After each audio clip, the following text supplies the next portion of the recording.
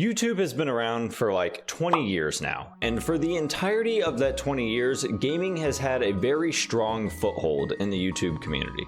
When I think of the different eras of gaming on YouTube, some of the first that come to mind are the Let's Play era, where we just uploaded gameplay and commentary and just played through an entire game and shared our experience along the way. Let's Plays were huge for a long time and still are kind of around. And who could forget the Spider-Man and Elsa era of YouTube, which also impacted gaming because people like Kwebbelkop were able to upload videos with stinky poo-poo on the thumbnail and become multi-millionaires.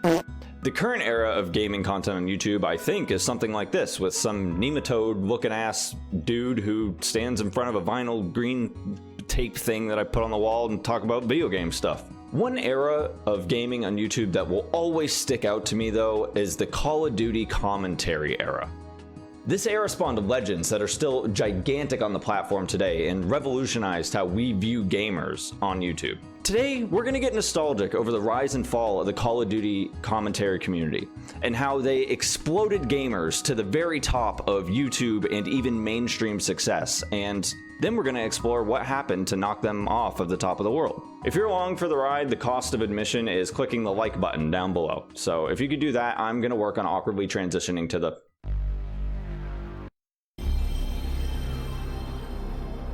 I started making a list of all the OG big Call of Duty content creators, and the list is just way too long and there's way too many huge influential people, so you're just gonna have to believe me when I say that this community spawned gigantic megastars from the late 2000s to the early 2010s on this platform.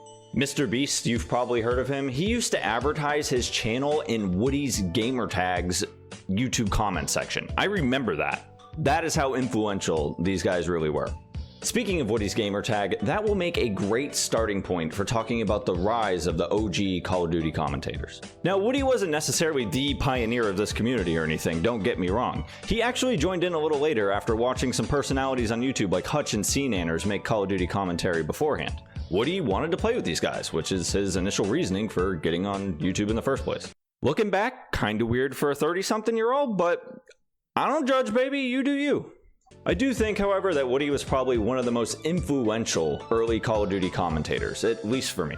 When Call of Duty first started blowing up on YouTube, the most popular content for Call of Duty was tips and tricks, which is what happens with a lot of new games that come out now because it's just the most common thing that people are searching for when a new game comes out is how to get good at it. Woody was the first guy for me behind the gameplay who really started touching on some video topics that made me care about him as a creator and had nothing to do with Call of Duty tips or tricks. Everyone who watched these Call of Duty YouTubers back in the day, though, will have their own personal favorite, and that was one of the best parts about the community. Pioneers like the aforementioned Hutch and CNanners did in fact stick to Call of Duty tips and tricks because, like I said, this was kind of the meta at the time.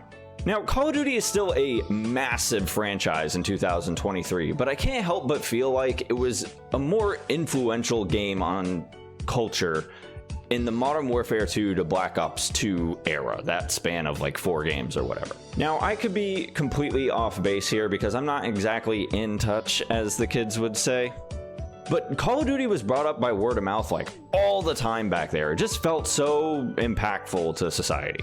As stupid as that sounds, because it's the video game. You remember earlier when I said that the initial thing that people were searching up for on YouTube were Call of Duty tips and tricks? Because this franchise was so gigantic, everyone was flocking to YouTube to try to get better and search up these tips and tricks. This is the reasoning for the COD community to even kind of spawn in the first place on YouTube, because there was a niche where a lot of people wanted content and people provided that content. That's how I found the Call of Duty YouTube community myself, was looking up how to get better at Call of Duty on my little iPod Touch that I had just gotten for Christmas. These Call of Duty tips and trick videos created the niche that planted the seed that would explode gaming on YouTube into the awesome, huge, crazy thing that it is today. Because of these things, the Call of Duty commentary community started organically growing. At this time, it was actually pretty easy to start getting some subs on YouTube because nobody actually had the ability to record gameplay and commentary over top of PS3 and Xbox 360 era footage, which is what we were using at the time. You see, the built-in ability to record gameplay directly from your console was a foreign concept back in this era. You had to purchase what was called an HD PVR, which is kind of like what Elgato is today, but it's essentially just a little device that you would plug between your console, TV, and computer to record gameplay onto your computer. This barrier to entry of needing a couple $100s and a functioning brain in your head and the ability to use a computer and splice together video and audio meant that not a lot of people were actively uploading Call of Duty commentary gameplay in the late 2000s. What I'm getting at is that anybody that put in the effort back in this time and actually had the ability to create Call of Duty YouTube content was way more likely to be successful, because the competition for the content is about 1% of what it is today. I do even remember Call of Duty commentators talking about back then how every day it becomes harder and harder to become a YouTuber because somebody else is buying that HD PVR today and starting to make YouTube videos today and increasing your competition.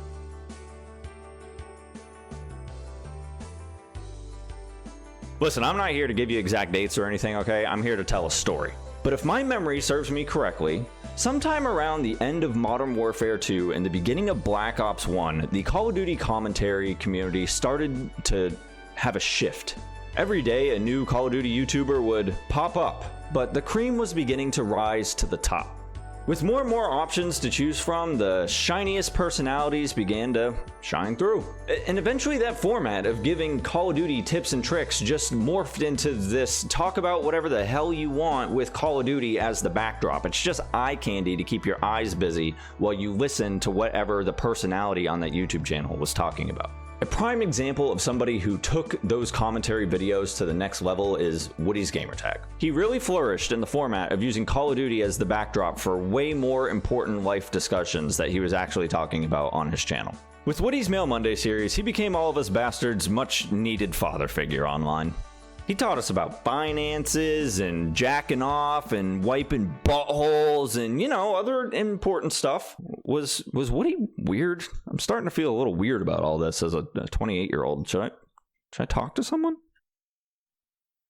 Anyways, not only did Woody have his Mail Monday series, but he also started the first Call of Duty adjacent podcast with fellow commentators Wings of Redemption and FPS Kyle.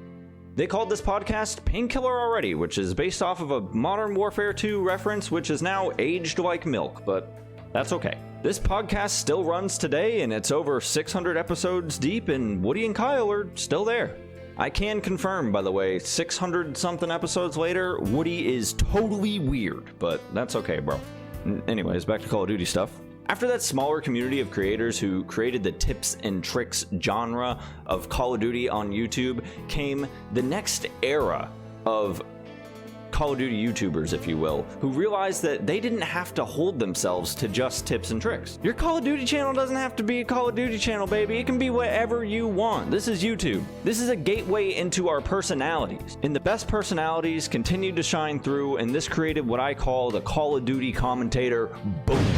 Viewers were no longer watching Call of Duty for Call of Duty, and that meant that the creators behind these channels could compete with anyone on the platform if they set their mind to it. Wonder what happened to Wings of Redemption, by the way. Look here! Look, listen!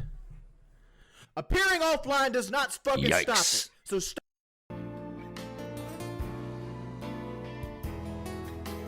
The decay of the Call of Duty commentary community happened about the exact opposite of its rise. Notice I didn't call it the death, and I just called it the decay. Because while Call of Duty absolutely exploded onto the YouTube scene and made gaming in general into a way bigger niche than it was before, like most trends, it slowly faded into bleakness. With the PS4 and Xbox One, we could now record gameplay directly from our consoles. We could record and edit from our cell phones. Making YouTube videos was no longer some big feat. Anyone with a smartphone can make a YouTube video. Making gaming YouTube content no longer had this gigantic barrier to entry by 2014, like it did prior to that. Gaming commentary suddenly went from what felt like it was inaccessible to fully accessible overnight. Now every Cheeto-fingered racist little twat in your Call of Duty lobby could record and upload gameplay to YouTube whenever he wants, leading to mass saturation. Not only was the oversaturation of Call of Duty content an issue for the community at the time, but the quality of the Call of Duty games also seemed to take a dip around Call of Duty Ghosts. I specifically remember Ghosts not being liked nearly as much as Black Ops 2. And Call of Duty Advanced Warfare might as well have been named Call of Duty Dicks and Balls, dude, because dicks and balls. The entire world at the time was experiencing Call of Duty burnout. And by the way, how are we still like 10 years later from Call of Duty Ghosts and we're still printing a new copy of this game every year? Who are you guys that still buy this crap every year, man? Who are you people? These two facts over these two Call of Duties led to the decay of the Call of Duty commentary community as we knew it. In my opinion, it felt like at this point, all of the popular Call of Duty commentators who had grew these great connections with all these people in these communities have branched down two paths at this point in time. The first path I'm going to call All Roads Lead Home. You remember at the start of this, I said that the Call of Duty scene kind of exploded on YouTube because everyone was giving tips and tricks, and it created a niche because so many people are just searching for these things, and then the creators created content, and it, you know, they provided what we needed, and that is how organically communities grow. Well, that path ended up leading right back to Call of Duty tips and tricks because nobody ever stopped searching for Call of Duty tips and tricks. Somebody new plays Call of Duty every day and then goes on YouTube and searches, how do I not suck ass at Call of Duty?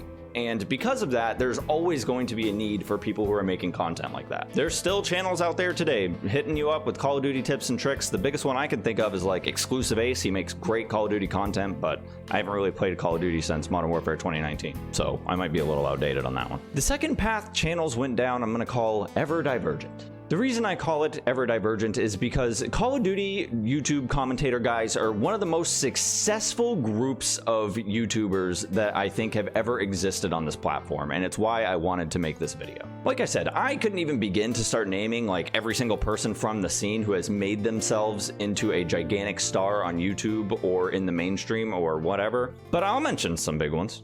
FaZe Rug, or pretty much anyone with FaZe or Optic attached to their name. T Martin, Syndicate. Hey, shout out CSGO Lotto! Dr. Disrespect. You get it. There's a lot of guys who are still huge multi-million sub channels who got their initial start talking over Call of Duty gameplay. The reason I say that the Call of Duty YouTube community has decayed is because people are still uploading and making very popular Call of Duty videos today. But I think that it very much lacks the influence that it used to have 10 years ago. Influence is now coming from these old COD commentators from back in that era who are still huge in blowing up and just absolutely smashing this platform through gaming and otherwise. Like FaZe Rug and Mr. Beast. They're just innovating, and I think that says a lot because they innovated in 2008. People weren't making Call of Duty commentary videos in 2008, but these people were smart and they thought, wow, there's a need for this and I can provide it. And they kept that same mindset 10 years later, and they're doing the same thing in their YouTube channels now. The only difference is they're not the sweaty guy in the room like me. They're in a Lamborghini and a Ferrari and, you know, the stuff that people actually want to do in life. They don't want to be the sweaty guy in the room anymore. Without those pioneers who branched out and tried to do something else other than talk about tips and tricks through Call of Duty commentary, where would we be now? I probably wouldn't be sitting here talking in front of this green screen and putting my little face in the video to talk about gaming stuff. I would probably just do it like this with Call of Duty gameplay, and you just hear my stupid voice. There wouldn't even be any me on the... It would just be boring, bro. Wouldn't this be boring? I think it's boring. Maybe getting rid of my ugly face would help. I don't know. Anyways, honestly, that would never work today because the pioneers of that community showed us that you can make good creative gaming content on YouTube and really blow up into the mainstream. I'm glad that the pioneers of the Call of Duty YouTube commentary community were able to grow this platform into the huge, crazy gaming community that it is today. I am forever grateful, and because of that, I wanted to make a video reminiscing about one of my favorite eras of YouTube, and I just spent so much time on the damn iPod Touch listening to all these Call of Duty commentators, and I just wanted to make a video about it. So yeah, that's all I have to say about the nostalgic Call of Duty YouTube commentary community. If you're still watching and you watched Call of Duty YouTube stuff during that era, who was your favorite commentator? And if you weren't watching, a question that I have for you would be, what gaming niche on YouTube has the best content right now? Like, not screw the game, it's not about the game, it's about the content. For me, that would be old school RuneScape, because like the game itself is like pretty blech, like been playing it for over 20 years, dude. Like, I don't even really get the itch to play RuneScape anymore, man. But the content is so good. Things like Swampletics and By Release, I just love those things. Which, by the way, my previous video, RuneScape video, if you played RuneScape growing up, you would really enjoy it, I bet. Okay, all right, I'm just done. I'm so done talking. All right. Oh, speaking of my last video, dude, you guys got me to 25,000 subscribers. 25K, baby! Woo! Thank you guys so much for 25K. I'm working really hard on my content this year. I'm just gonna keep grinding it out, dude. 2 videos a month minimum. Just gonna keep doing it. Just gonna keep making it, and I can't fail if I just don't give up and I keep trying really hard, all right? Okay. All right. Bye, guys. Thank you for watching. I appreciate you.